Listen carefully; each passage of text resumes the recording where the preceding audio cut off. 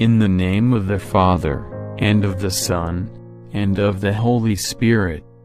Amen.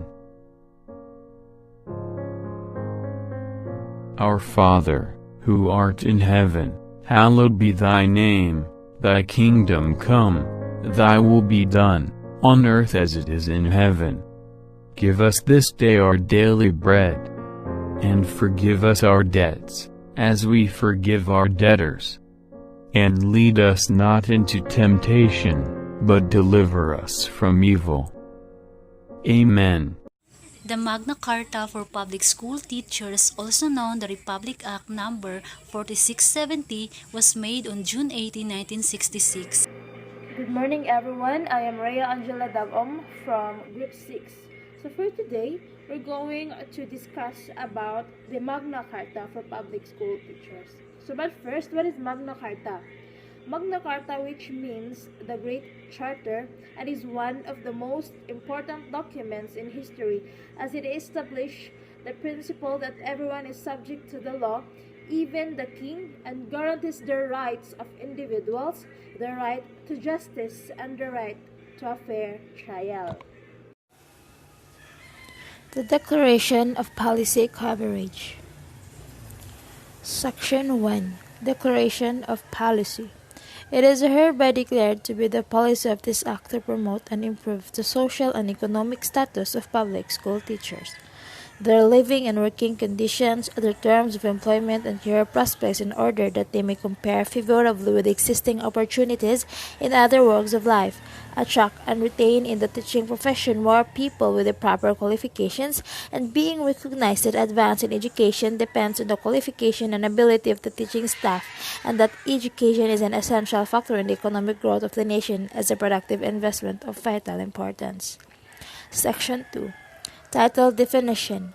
This Act shall be known as the Magna Carta for Public School Teachers and shall apply to all public school teachers except those in the professional staff of state colleges and universities.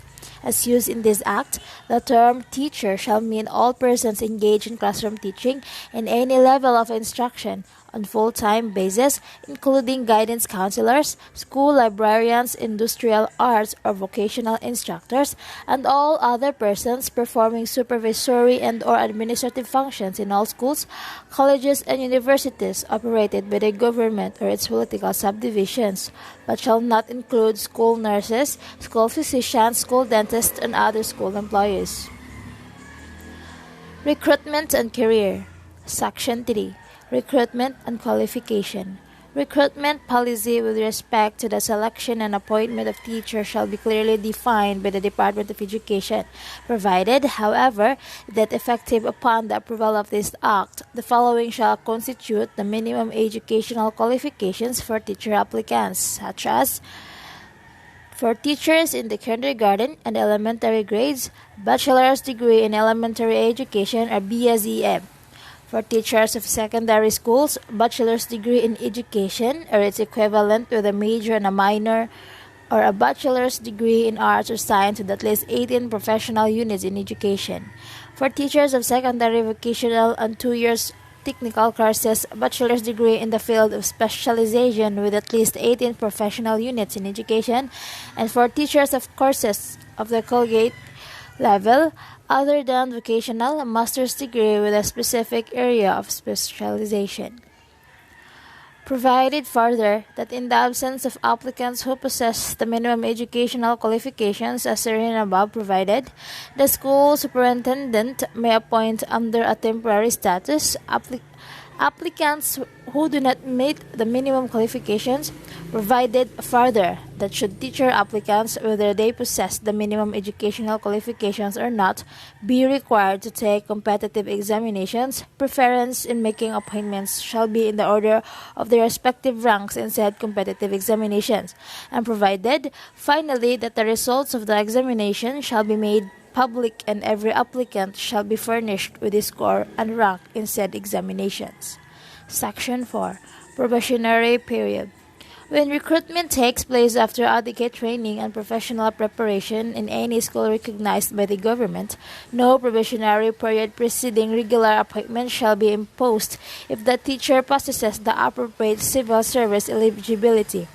provided, however, that where, due to the exigencies of the service, it is necessary to employ as teacher a person who possesses the minimum educational qualifications herein above set forth but lacks the appropriate civil service eligibility. Such person shall be appointed on a professional status and shall undergo a period of probation for not less than 1 year from one and after the date of his provisional appointment. Good day everyone, my name is Dena Sandrias, the second reporter in Group 6. So today, we will tackle about the Magna Carta for public school teachers in section 5, which is Tenure of Office. So teachers appointed on a provisional status shall be extended permanent appointment after having rendered at least 10 years of continuous, efficient, and faithful service in such position. So as a future teacher, it is important to know that if we have a service rendered for at least 10 years, the teachers have a stable and a secured in such position. So next is section 6, which is consent for transfer transportation expenses. No teacher shall be transferred without his or her consent. So, without our consent, the head or the superintendent can't force us to transfer to another station. So, however, in the exigencies of service, which requires the teachers to transfer from one station to another, may be affected by the school superintendent, who shall notify the teacher concerned and the reasons of transfer. So as a teachers, we have the right to ask a reasons why they are going to transfer us to another station. So next is, if the teachers believes that there is no justification for the transfer, so justification means acceptable. So he or she may appeal the case to the director of public school. So if the superintendent don't have a valid reasons, we as a teachers, we have the right to appeal the case to the director of the public schools. So necessary transfer expenses of the teachers and his or her family shall be paid for by the government if the transfer is finally approved. Next is section 7, which is Code of Professional Conduct for a Teacher. Within 6 months from the approval of this act, the Secretary of Education shall formulate and prepare a code of professional conduct for public school teachers. So a copy will be given to each teachers. Next, we proceed to section 8, which is safeguard in disciplinary procedure. So every teacher shall enjoy equitable safeguards at each stage of any disciplinary procedure and shall have the right to be informed in writing of the charges. It means that you have the right to writing the charges against you. Next is the right to full access to the evidence in the case. It means that you have the right to have the solid evidence. Next, the right to defend him or herself and to defended by a representative of his or her choice, which means you have the right to defend and to be defended as well. In this section, you as a teacher, you have the right to choose your lawyer to defend in you against that cases. Next is, while the cases is ongoing, you have the right for your privacy. So it means that no publicity shall be given to any disciplinary action being taken against you as a teacher. So they need a solid evidence and they have to, if the cases is pending only, so they don't have to public the teacher's personal life. Next is section 9, which is administrative charges. So, administrative charges against a teacher shall be heard initially by a committee composed of a representative of the local or, in its absence, any existing provincial or national teachers' organization. Next is a supervisor of the division. And lastly, the committee shall submit its findings and recommendations to the Director of Public Schools within 30 days from the termination of hearing. Good morning, everyone. My name is Crystal Jane Lim, taking up Bachelor of Secondary Education, major in English. So I will be the one to report Section 10 to 14. Section 10. No discrimination. There shall be no discrimination whatsoever in entrance to the teaching profession, or during its exercise, or in the termination of services, based on other than professional consideration. So no discrimination is teachers are very essential part of the society, and I can't really imagine the world without teachers. So they are indeed one of the most influential and powerful forces of equity, access, and quality in education advocate to sustainable global development. Teachers nurtures and shapes the future of the students and as well as the society. For me, they are the true heroes because they are not just a teacher or a public servant, but they can also be a counselor, doctor, and a parent to their students. They are very dedicated to their noble profession in the fact that they can extend their working hours and scopes of their job for the sake of their students. They are the true heroes because they are sacrificing most of their time on their job rather than spending their time with their loved ones or just for themselves to relax. So we must love our teachers because without them, we cannot achieve our goals. So, Section 11. Merit teachers, whenever possible, the power authorities shall take all steps to enable married couples, both of whom are public school teachers, to be employed in the same locality. So that is Section 11. Section 12. The academic freedom. Teachers shall enjoy academic freedom in the discharge of their professional duties, particularly with regard to teaching and classroom methods. So, academic freedom. When we talk about academic freedom, so I believe that the freedom of inquiry by students and faculty members is essential to the mission of the school. They argue that academic communities are repeatedly targeted for repression due to their ability to shape and control the flow of information. When scholars or teachers attempt to teach or communicate ideas or facts that are inconvenient to external political groups or to authorities, they may find themselves targeted for public vilification, job loss, imprisonment, or even death. So that is academic freedom.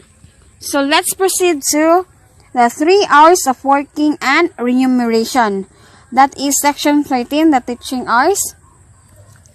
So any teacher engaged in the actual classroom instruction shall not be required to render more than 6 hours of actual classroom teaching a day, which shall be so scheduled as to give him time for the preparation and correction of exercise and other work incidental to his normal teaching duties, provided, however, that were the exigencies of the service so require.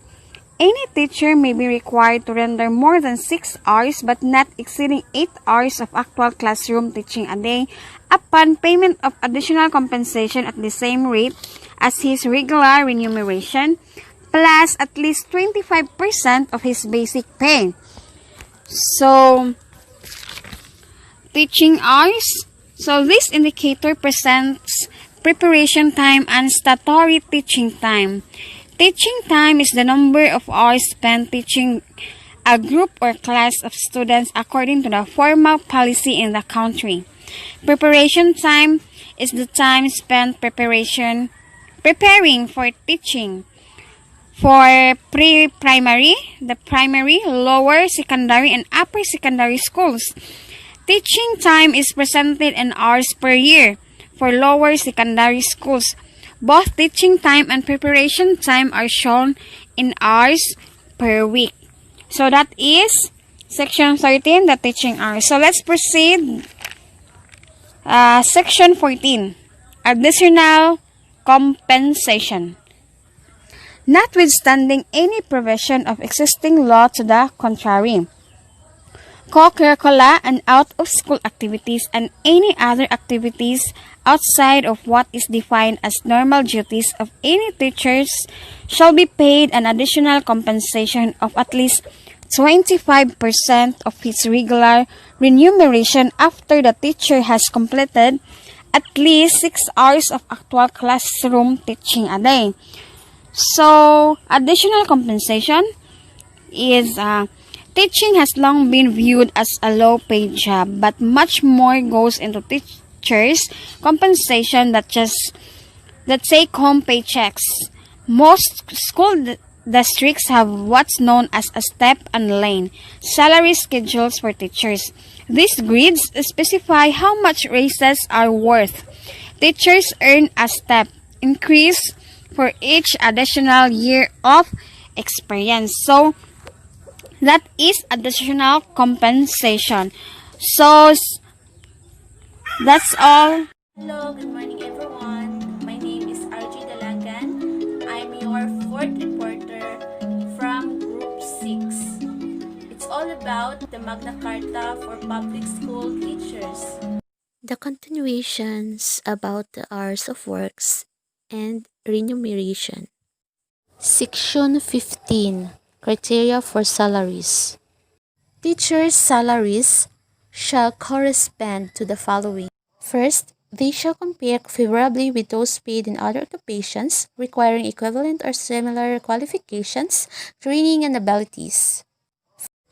Second, they shall be such as to ensure teachers a reasonable standard of life for themselves and their families. Third, they shall be properly graded so as to recognize the fact that certain positions require higher qualifications and greater responsibility than others. Third, For example, the salaries of a teachers will increase if the teacher will promoted.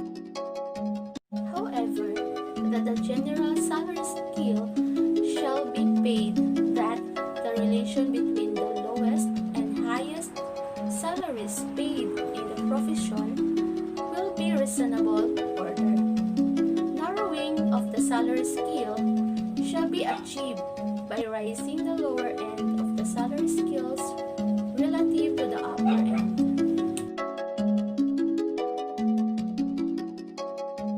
Section 16. Salary scale.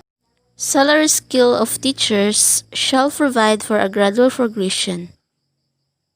A gradual progression from a minimum to a maximum salary by means of regular increments granted automatically after 3 years.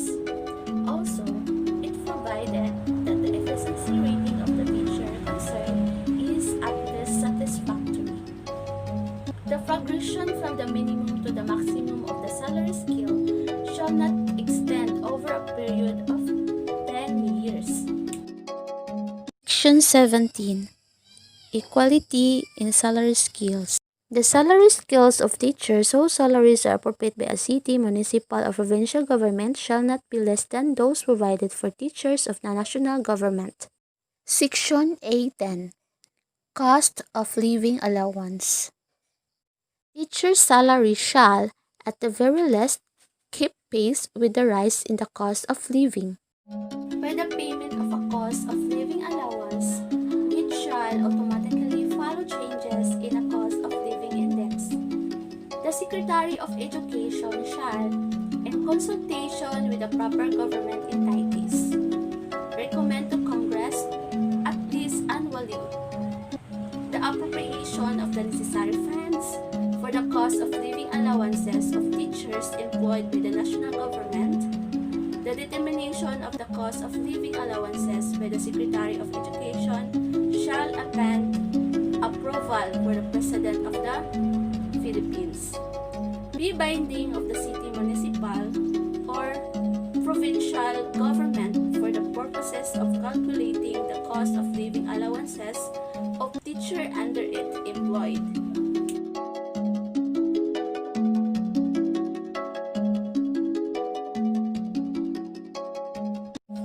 Cost of living allowance, meaning it's an amount of money that an employee gets in addition to his or her normal pay because the cost of living in a particular area. Section 19. Special Hardship Allowances. In areas in which teachers are exposed to hardships such as difficulty in commuting to the place of work of other hazard peculiar to the place of employment as determined by the Secretary of Education, they shall be compensated special hardship allowances equivalent to at least 25% of their monthly salary. So, special hardship allowance, it can be refers to the allowance granted to qualified teachers under any of the following situation. So, first, being assigned to a hardship post. Second, performing multi-grade teaching. Third, carrying out mobile teaching functions. And lastly, performing function of non-formal education.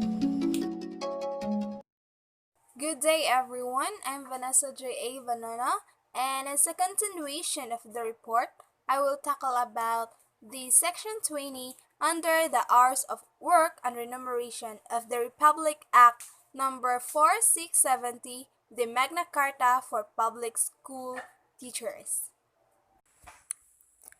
Section 20. Salaries to be paid in legal tender. Salaries of teachers shall be paid in legal tender of the Philippines or its equivalent in checks or treasury warrants, provided, however, that such checks or treasury warrants shall be cashable in any national, provincial, city or municipal treasurer's office or any banking institutions operating under the laws of the Republic of the Philippines.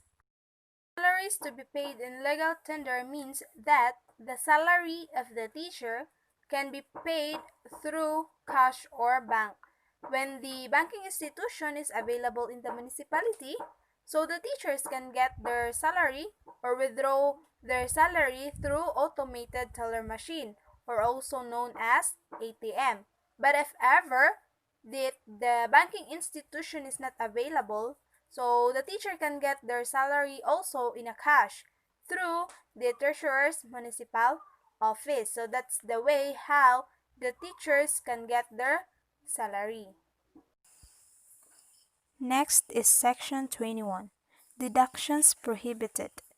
No person shall make any deduction whatsoever from the salaries of teachers, except under specific authority of law authorizing such deductions, provided, however, that upon written authority executed by the teacher concerned, lawful dues and fees owing to the Philippine Public School Teachers Association, and premiums properly due on insurance policies shall be considered deductible.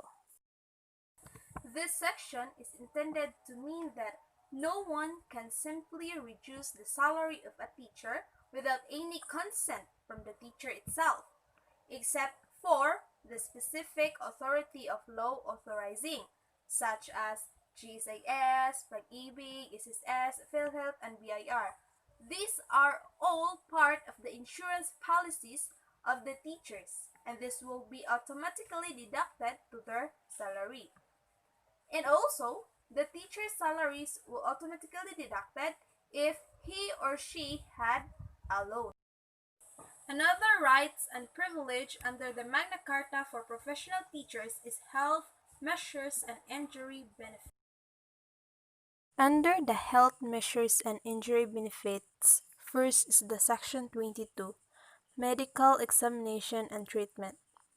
Compulsory medical examination shall be provided free of charge for all teachers before they take up teaching and shall be repeated not less than once a year during the teacher's professional life. Where medical examination show that medical treatment and/or hospitalization is necessary, same shall be provided free by the government entity paying the salary of the teachers. In regions where there is scarcity of medical facilities, teachers may obtain elsewhere the necessary medical care with the right to be reimbursed for their traveling expenses by the government entity concerned in the first paragraph of this section. Medical examinations, it is said here that before a teacher can teach in a public school, he or she must have medical examination, and it is provided free of charges for all teachers, and shall be repeated not less than once a year during the teacher's professional life.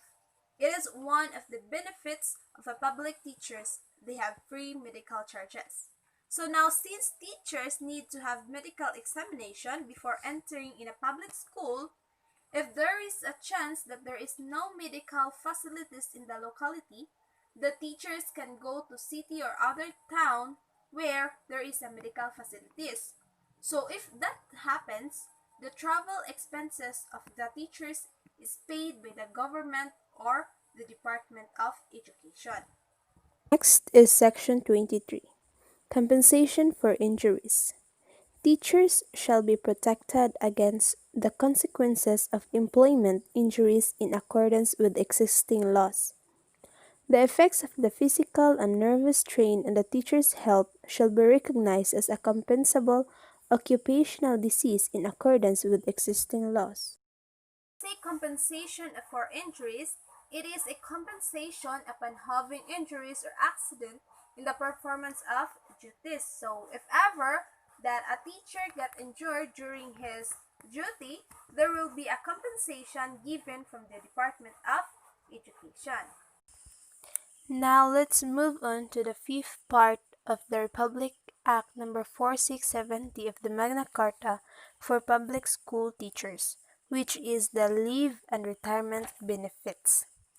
So Section 24, Study Leave.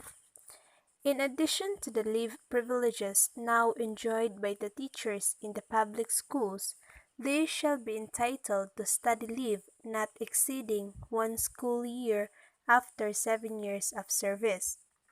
Such leave shall be granted in accordance with the schedule set by the Department of Education. During the period of such leave, the teachers shall be entitled to at least 60% of their monthly salary, provided, however, that no teacher shall be allowed to accumulate more than 1 year's study leave, unless he needs an additional semester to finish his thesis for a graduate study in education or allied courses. Provided further that no compensation shall be due the teacher after the first year of such leave. In all cases, the study leave period shall be counted for seniority and pension purposes. The compensation allowed for 1 year study leave as herein provided shall be subject to the condition that the teacher takes the regular study load and passes at least 75% of his courses. Study leave of more than 1 year may be permitted by the Secretary of Education but without compensation. After 7 years of the service, the teachers are given study leave. Study leave are used for thesis writing and defenses. So thesis writing and defenses are used when a teacher is taking up master's degree or doctorate. So if a teacher wants to use the study leave, he or she can receive 60% monthly salary from the basic salary. Then, this study leave can be granted providing that you have take regular study load and passes 75% of your grade. So a teacher needs to get 75% of his grade so that he can be granted by the study leave. Good morning, everyone. I'm Bernadette Tinampay, Group 6 from BIT Carmen, reporting about the continuation of leave and retirement benefits. So, as a teacher, we all know that they need also a rest, especially in health problem. In leave and retirement benefits, there are indefinite leave and salary increase upon retirement. In Section 25, indefinite leave, an indefinite sick leave of absence shall be granted to teachers when the nature of illness demands a long treatment that will exceed 1 year at the least. So indefinite means that people have not decided when it will end or when they will come back at their works. For example, a pregnant teacher, she needs a long treatment after the delivery of her baby. She needs a rest. In Section 26, it is about salary increase upon retirement. Public school teacher having fulfilled the age and service requirements of the applicable retirement laws shall be given one range salary raise upon retirement, which shall be the basis of the computation of the lump sum of the retirement pay and the monthly benefits thereafter.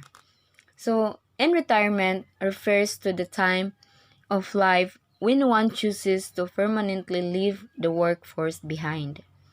For example, in the age of 60 to 65, the teachers needs to stop or needs to rest in their works because of their age.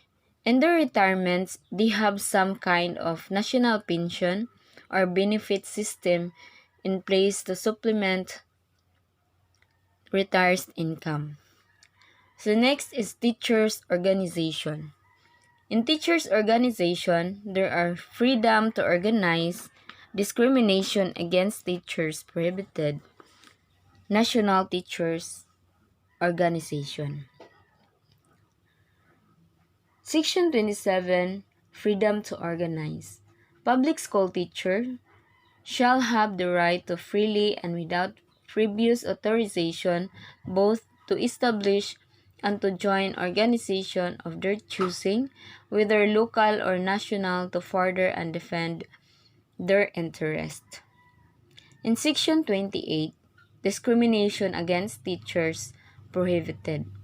The rights established in the immediately preceding section shall be exercised without any interference or coercion.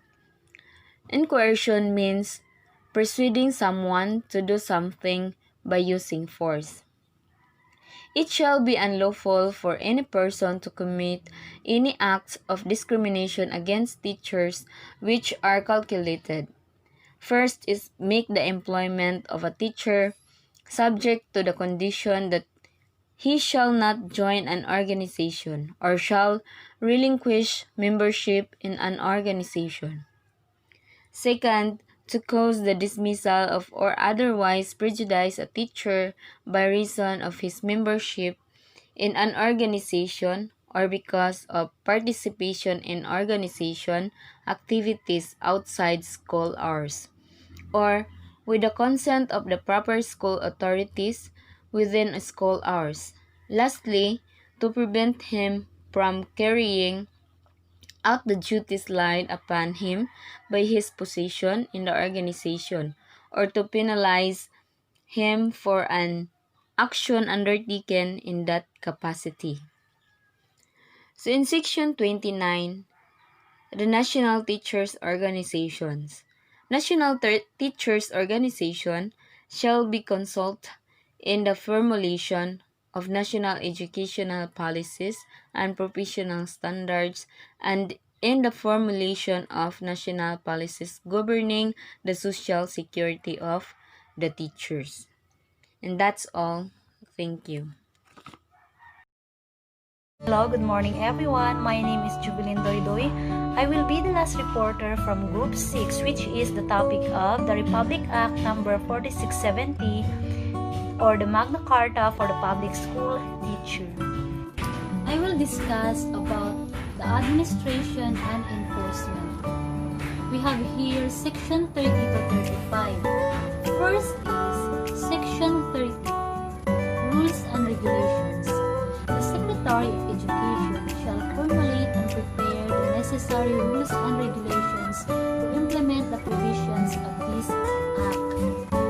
Rules and regulations issued pursuant to this section shall take effect 30 days after publication in a newspaper of a general circulation and by such other means as the Secretary of Education deems reasonably sufficient to give interested parties general notice of such issuance. So we have noticed that there are rules and regulations that are new to our teachers as well as to our students. That is because the Secretary of Education implemented the necessary rules and regulations for our teachers, and all of those rules took effect after 30 days or 30 days after publication. So next is section 31, the budgetary estimates. The Secretary of Education shall submit to Congress annually the necessary budgetary estimates to implement the provisions of the Act concerning the benefits herein granted to public school teachers under the employ of the national government. Now it is concerning about the benefits or the incentives of our teachers, like for example, the mid-year bonus or cash gift and others. Budgeting is a process and plan for determining how much money is to be raised and spent for the benefits of our teachers. Next is the section 32, penal provision. A person who shall willfully interfere with, restrain or coerce in any teacher in the exercise of his rights guaranteed by this Act, or who shall in any other manners commit any act to defeat any of the provisions of this Act, shall upon conviction be punished by a fine of not less than 100 pesos or more than 1,000 pesos, or by imprisonment in the discretion of the court. So anyone who shall do something that defeat to our section or to this section or provision shall be punished by imprisonment.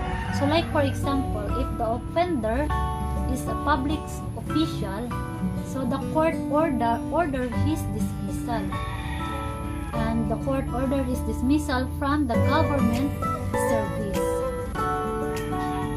So next is section 33, the repelling clause. All acts or parts of acts, executive orders, and the implementing rules inconsistent with the provisions of this Act are hereby repealed, amended, or modified accordingly. If there are rules that disagreeing the provision, so these documents shall change or no longer valid. So next is section 34, separability clause. If any provision of this Act is declared invalid, the remainder of this Act or any provisions not affected thereby shall remain in force and in effect. So, even if the provision is declared invalid, no other section or provision of this Act shall be affected. Next, lastly is section 35. This Act shall take effect upon its application. this section stated that all provisions and sections shall take effect upon its approval. So those are the Republic Act number 4670, or the Magna Carta for Public School Teachers. Thank you, and I hope you understand. That's all.